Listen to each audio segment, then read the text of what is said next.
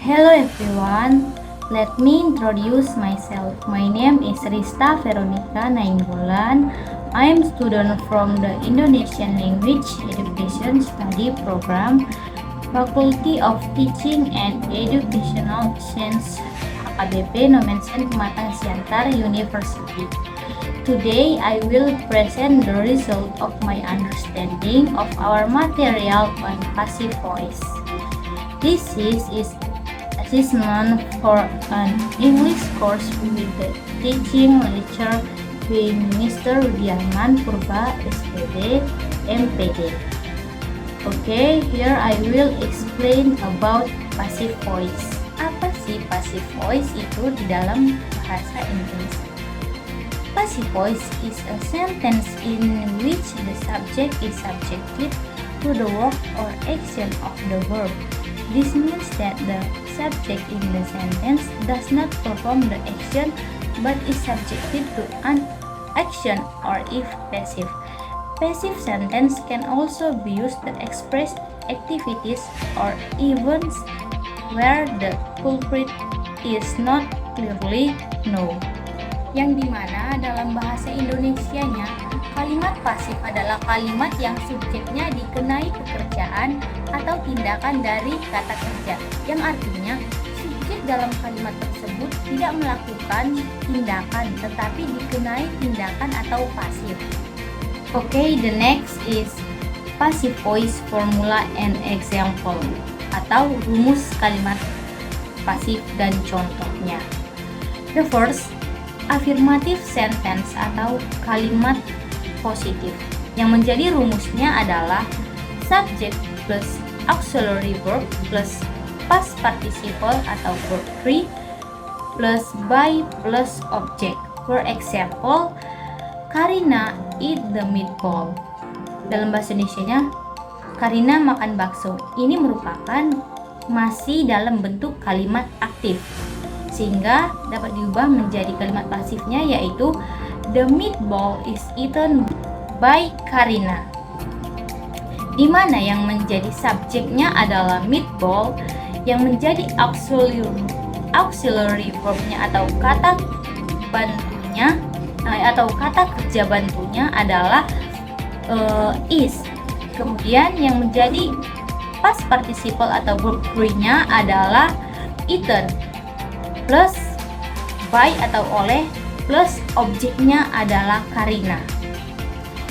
The second, negative sentence atau kalimat negatif, yang menjadi rumus dari kalimat negatif dalam passive voice adalah subject plus auxiliary verb plus not plus past participle atau verb 3 plus by plus object. For the example is the meatball is not eaten by Karina. Dalam bahasa Indonesianya, bakso tersebut tidak dimakan oleh Karina, sehingga yang dimana rumus dalam kalimat negatif passive voice ini hanya perlu menambahkan not di rumus sebelum verb 3.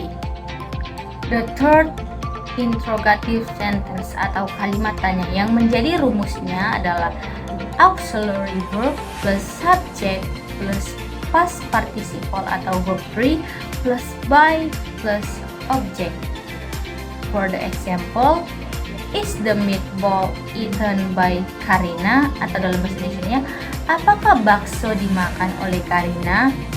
Di mana dalam interrogative sentence atau kalimat tanya ini, auxiliary verbnya atau kata kerja bantunya berada di depan dan subjeknya berada di belakang auxiliary verb, sehingga yang menjadi kesimpulannya adalah dalam bahasa Inggris, passive voice is a sentence pattern where the subject is subjected to the work or action of the verb. First, an active sentence can be turned into a passive sentence in the following ways. The first, the subject is the passive sentence comes from the object of the active sentence. Second, the object in the passive sentence comes from the subject of the active sentence. Third, the verb in the active sentence change to be plus being plus verb 3. Dengan demikian, kesimpulannya dalam bahasa Indonesia adalah kalimat pasif merupakan pola kalimat yang subjeknya dikenai suatu pekerjaan atau tindakan dari kata kerjanya. Serta dengan demikian, cara agar kalimat aktif dapat diubah menjadi kalimat pasif yaitu kita harus mengetahui hal-hal dasar ini terlebih dahulu agar kita mudah dalam mengerjakan atau merubah kalimat aktif menjadi kalimat pasif. Yang pertama itu, subjek dalam kalimat pasif berasal dari objek kalimat aktif. Yang kedua, objek